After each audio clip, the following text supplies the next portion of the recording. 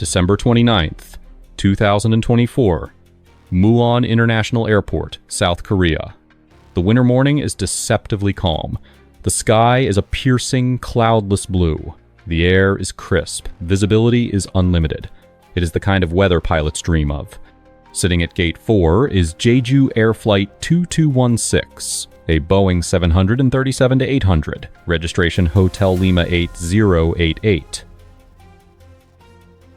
On the tail, the airline's logo, a stylized winking stone face, beams in bright orange against the white fuselage.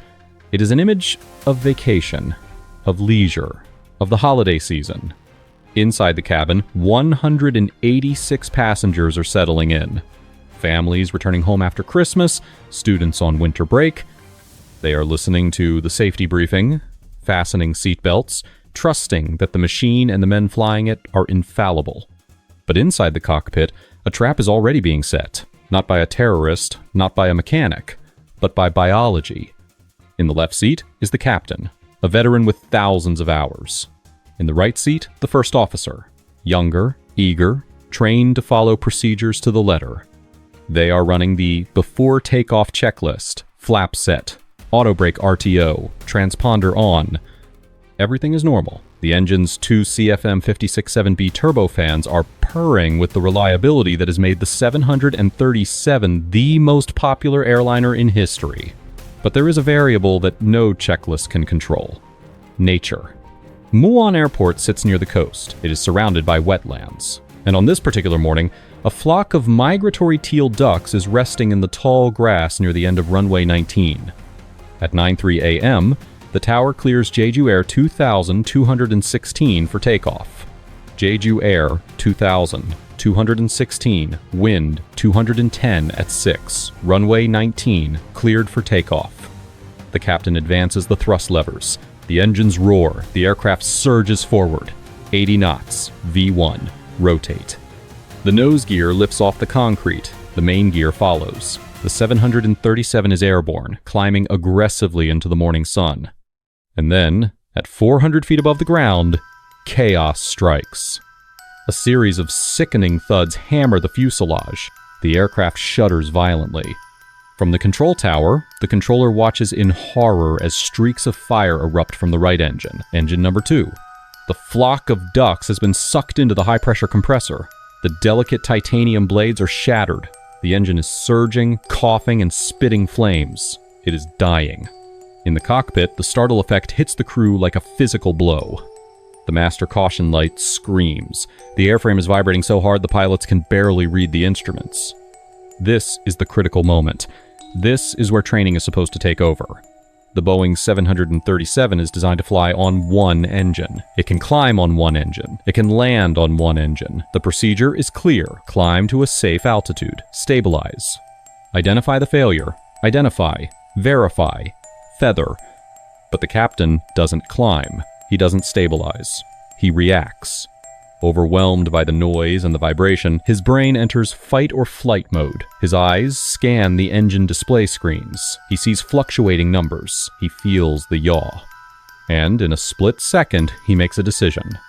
His hand moves to the thrust lever. Not the right one, the left one. Engine number 1 is perfectly healthy. It is producing full thrust, fighting to keep the heavy jet in the air. But the captain's hand wraps around the number 1 thrust lever. He pulls it back to idle. The vibration stops. The noise decreases. For a fleeting second, it feels like he has solved the problem, but he hasn't solved it. He has just killed the only thing keeping them alive. "Confirm cutoff," he shouts. The first officer, stunned, looks at the panel. The confusing array of numbers, the adrenaline, the hierarchy. He hesitates. And then he nods. Confirmed. The captain reaches for the start switch. He moves it to cutoff. On the left wing, the healthy engine spools down. The fuel is cut, the fire goes out. The blades slow to a lazy windmill. On the right wing, the damaged engine is tearing itself apart, producing zero thrust. Silence returns to the cockpit, but it is the silence of the grave. Jeju Air 2216 is now a 70-ton glider, 500 feet in the air, heavy with fuel and falling. The crash of Jeju Air Flight 2216 is one of the most controversial accidents in modern aviation history. It wasn't just a bird strike. Bird strikes happen every day. It wasn't just a mechanical failure. Engines fail, and planes land safely. This was a failure of the human mind. But recent analysis has uncovered a second killer, a silent accomplice waiting at the end of the runway. While the pilots were fighting ghosts in the cockpit, the aircraft was hurtling towards a man-made hazard that never should have been there, an embankment. A concrete wall designed to protect the airport from the sea, which instead became an executioner. In this episode, we are going to break down the anatomy of a wrong decision. We will look at the new data from the flight data recorder. And we will ask the hard question: why, in an era of advanced simulation and rigorous training, do professional pilots still shut down the wrong engine? Welcome to the investigation of Jeju Air Flight 2216. To understand the magnitude of this error, we first have to understand the culture of the cockpit. South Korean aviation has a complex history. In the 90 seconds, it was plagued by a cultural issue known as cockpit gradient, the idea that the captain is a king and the first officer is a servant. If the captain makes a mistake, the first officer stays silent out of respect. Over the last 2 decades, Korean airlines have worked tirelessly to fix this. They introduced CRM, crew resource management. They trained junior pilots to speak up, and the safety record improved dramatically. Jeju Air, a leading low-cost carrier, was a shining example of this modernization. But biology is older than training. When a human being is startled, when a loud bang and violent vibration interrupt a routine task, the brain bypasses the frontal cortex. That's the part responsible for logic and reasoning. Instead, the amygdala takes over, the lizard brain. The lizard brain doesn't analyze. It reacts. It wants to make the scary noise stop. On the morning of December 29th, as the birds struck the number 2 engine, the captain's lizard brain identified the vibration. But because of a phenomenon known as haptic confusion, he felt the vibration in the controls, but he couldn't instinctively tell which side it was coming from. The 737 doesn't have a voice that says, "right engine failure."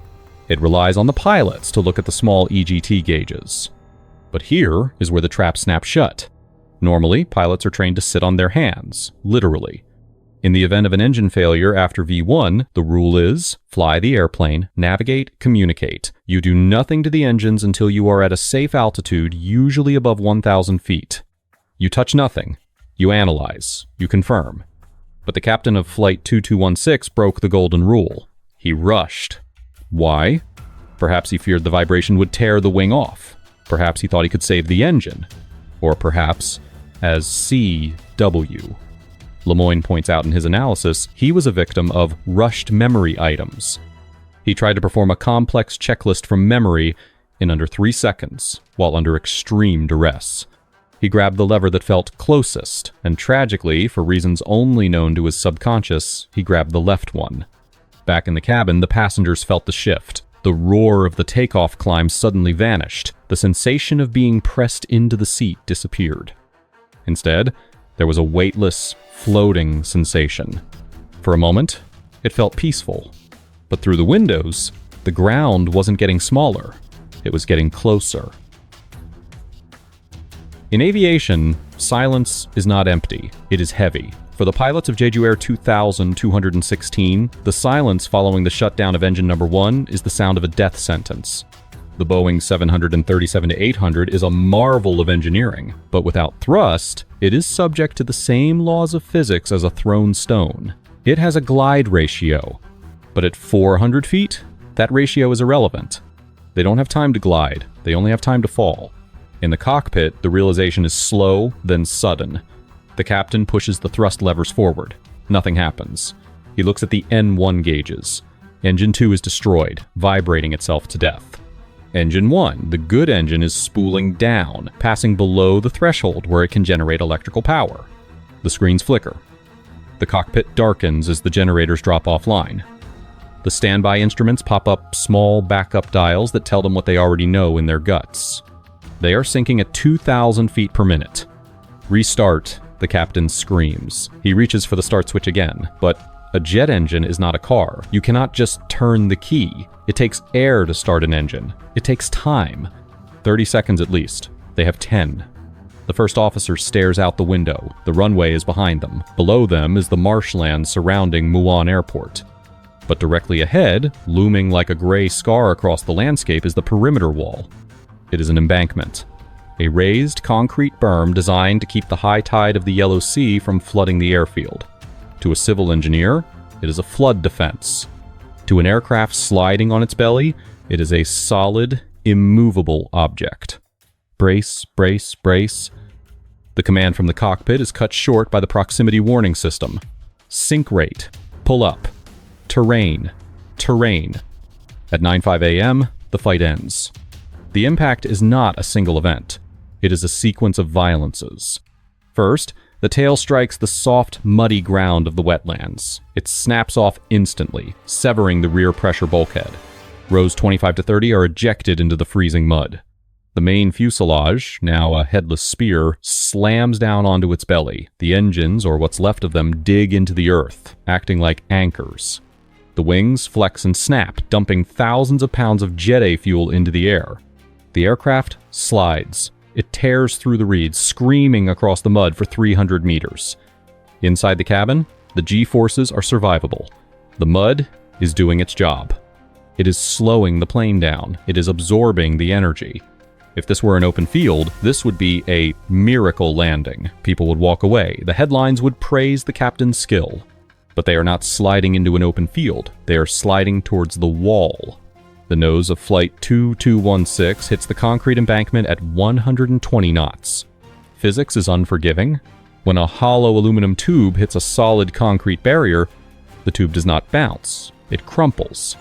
The cockpit section is obliterated instantly. The fuselage telescopes. The energy of the crash travels backward like a shockwave through a slinky.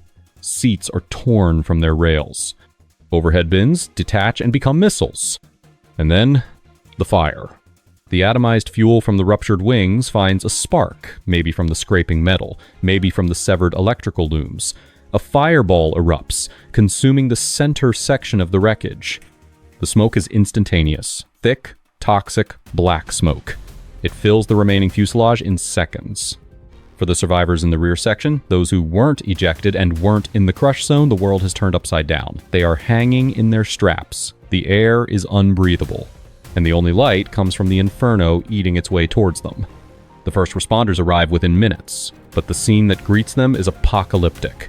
The aircraft is broken into 3 distinct pieces. The tail is in the marsh, the nose is flattened against the wall, and the burning center section is wedged between them. There is no cheering, no miracle on the Hudson celebration. Firefighters spray foam, but they know they are fighting for bodies, not survivors. As the news breaks, the initial reports are chaotic. Bird strike, engine failure, heroic attempt to return. The public narrative begins to form. The brave pilots fought a losing battle against nature. The birds destroyed the plane. The wall was just bad luck. But the investigators from the ARAIB, Aviation and Railway Accident Investigation Board, are not interested in narratives. They are interested in data. They recover the black boxes from the tail section. They are battered, covered in mud, but intact. And when they download the data, the story of the heroic battle falls apart. They see the engine parameters. Engine 2, vibration, fire, failure. Engine 1, normal operation until it was manually shut down. And then they listen to the voice recorder. They hear the bangs, they hear the confusion, and they hear the 3 words that will haunt the families of the victims forever. Confirm cutoff? Confirmed. But the investigation doesn't stop at the pilots. Because there is another question. A question that C.W. Lemoyne and safety experts have been asking for years. Why was there a concrete wall at the end of a runway? Why was there no EMAS engineered materials arrestor system, a bed of crushable concrete designed to stop planes safely? If the wall hadn't been there, the plane would have slid into the mud. It would have been messy. It would have been expensive. But 186 people might still be alive. The pilots made the first mistake, but the airport infrastructure made the final one. The investigation into Jeju Air Flight 2216 didn't take years to find the cause. It took years to understand the reason. When the audio analysis group synced the cockpit voice recorder with the flight data recorder, the sequence of events was undeniable. Time, 9 hours, 3 minutes, and 45 seconds. A loud bang. Engine, 2 fails. Time, 9 hours, 3 minutes, and 48 seconds. The captain touches the number 1 thrust lever. Time, 9 hours, 3 minutes, and 52 seconds. Engine 1 is cut off. 7 seconds. That is the total time between the bird strike and the fatal mistake. 7 seconds to doom a modern airliner. The media was quick to label the captain as incompetent, the pilot who forgot how to fly, the man who killed his passengers. But aviation safety experts, including former military pilots like C.W. Lemoyne, saw something different. They didn't see incompetence.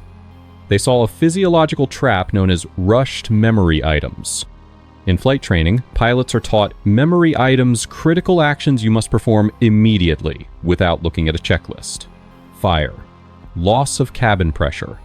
But an engine failure after V1 is not supposed to be a race. The plane is flying. It is climbing. You are safe.